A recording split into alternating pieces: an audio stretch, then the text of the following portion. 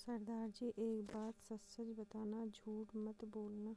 मैं पिछले कई दिनों से देख रही हूँ कि आजकल तुम अपनी परजाई पर ज़्यादा ही प्यार लुटा रहे हो। क्या मैं इस बात की वजह जान सकती हूँ?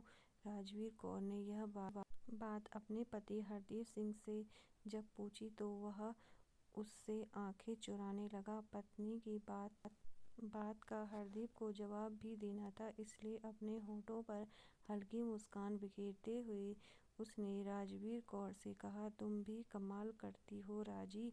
तुम तो जानती ही हो कि बड़े भाई काबल की मौत हुए अभी कुछ ही समय हुआ है। भाई साहब की मौत से भाभी जी को कितना सदमा पहुंचा है, यह बात तुम भी समझ सकती हो। मैं बस उन्हें उस सदमे से बाहर निकालने की कोशिश कर रहा हूँ। और फिर भाई साहब के दोनों बच्चे मनप्रीत और गुरप्रीत सिंह अभी काफ़ी छोटे हैं। हाँ, यह बात तो मैं अच्छी तरह समझ सकती हूँ, पर कोई ऐसे तो नहीं करता जैसे तुम कर रहे हो। तुम्हें यह याद भी रखना चाहिए कि अपना भी एक बेटा है, किरणजोत है।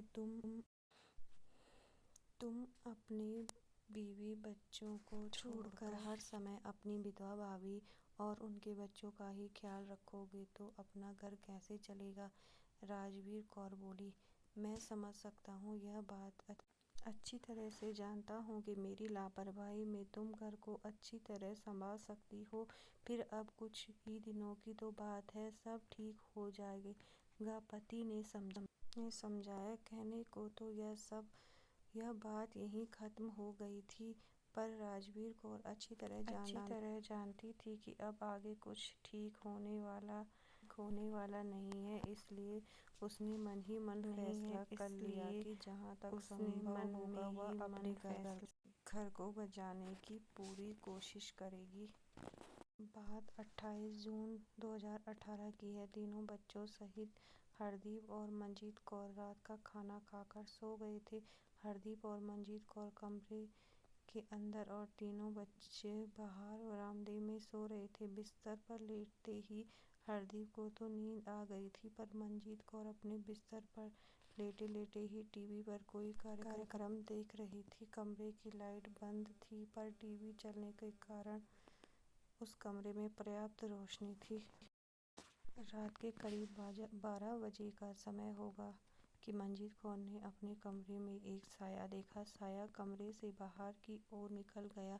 फिर अचानक मंजीत कौर की नज़र कमरे में रखी हुई अलमारी पर पड़ी। अलमारी खुली हुई थी और पास ही सामान बिखरा था। यह देखकर वह चौंक गई। घबरा कर उसने पास में सोए पति हरदीप को जगाया और अलमारी की ओर इशारा किया। कमरे में चल रही टीवी की रोशनी में उसे भी खुली अलमारी के आसपास कपड़े आदि बिखरे दिखे।